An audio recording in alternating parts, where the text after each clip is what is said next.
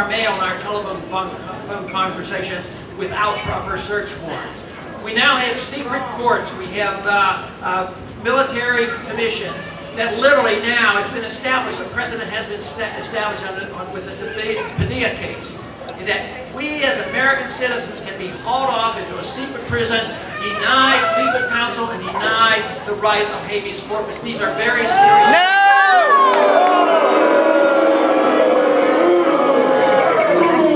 So, when you look back at our history, one of the main reasons why the revolution was fought was because of the abuse of our homes and our privacy, the invasion of the British troops into our homes and taking of our papers, and that's why it's so explicit in the Constitution.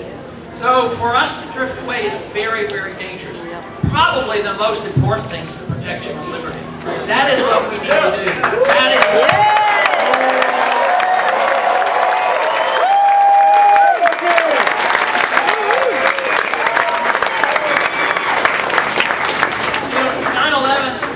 a big event, still is a big event, but I believe we have gone in the wrong direction. One of the reasons we got into so much trouble on 9/11, we were so dependent on the government. The government was in charge of security, not the airlines. The government said no guns on airplanes. That was the rules and regulations. The government told us never resist a hijacker. So why wouldn't it set the stage for what happened? But what we needed at that time, and we still need, is a much greater understanding and emphasis on the Second Amendment. The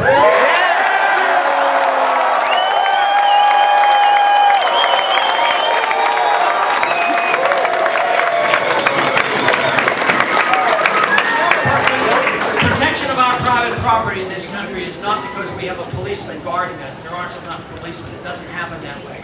The protection of our private property, especially we in Texas, have that protection because we know that we're allowed to own guns.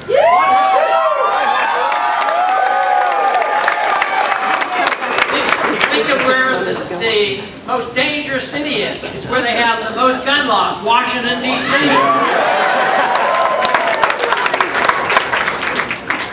So we can find our answers so often in our Constitution and private property. We can find economic answers in dealing with a personal understanding of contracts. But the contracts and economic policy should also apply to social contracts. Our association with people should always be voluntary. It is the understanding of the First Amendment that really brings us together, and understanding that it is our lives to lead as long as we don't hurt other people, but it is we ourselves get the choice of deciding what we do with our lives, not others.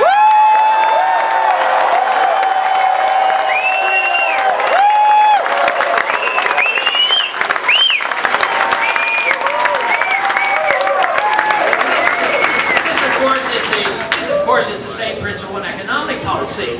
Sure, it is our right to earn money. We should have the right to keep it or spend it. But what gets involved is some people mess up their lives and mess up the way they're spending money.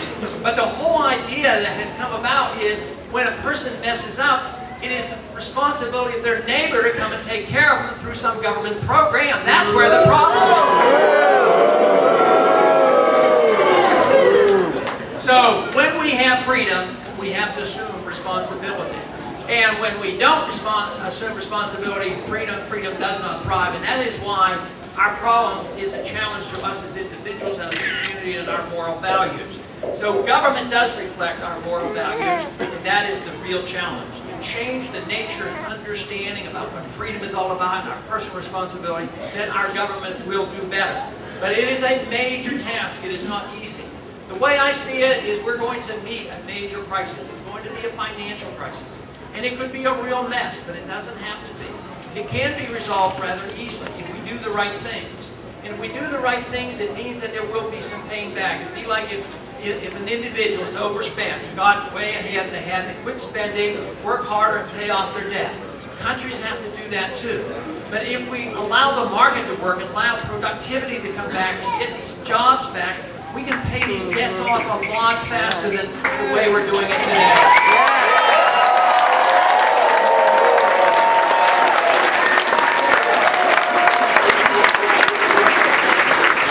One thing that I'm told so often and challenged along the campaign trail is some of these views are going back to the Dark Ages. It should you know what? Freedom is a very new idea. It's only, in the way we have practiced, it's only been a couple hundred years old. What is ancient, and what we don't want to go back to, is tyranny. That's what we have.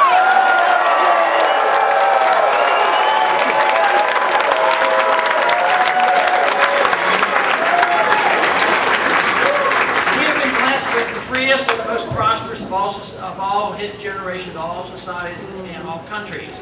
And yet, we are on the verge of losing it unless we stand up for it. Because we have been careless, and the prosperity made conditioned so many to think only about materialism, and they forgot about where material things come from. And now, once again, we will be forced, regardless, we will be forced to once again think about what kind of conditions allow production and prosperity. And then we will face the test. And that test will come rather soon. I don't know whether it's 3 months, 6 months, or a year, but it cannot be sustained. That we know, because this country is less free and less prosperous, and we've overextended ourselves. So my suggestion is why wait?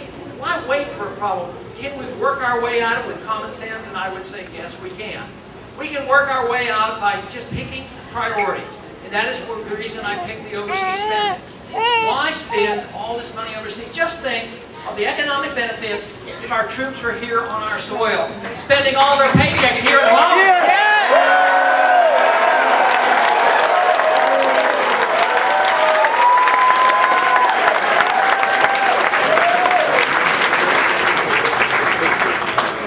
We could save hundreds of billions of dollars, we could balance our budget, start paying a little bit of debt, and I still do not believe we have to put anybody out on the streets.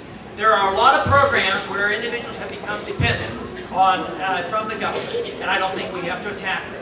If we don't do it, they'll disintegrate because they won't have the money, and the money won't have value. So that's why you have to save money someplace, save the value of the currency, take care of the people that are dependent, and introduce this idea that young people can get out of the system, so once again we can build a prosperous economy.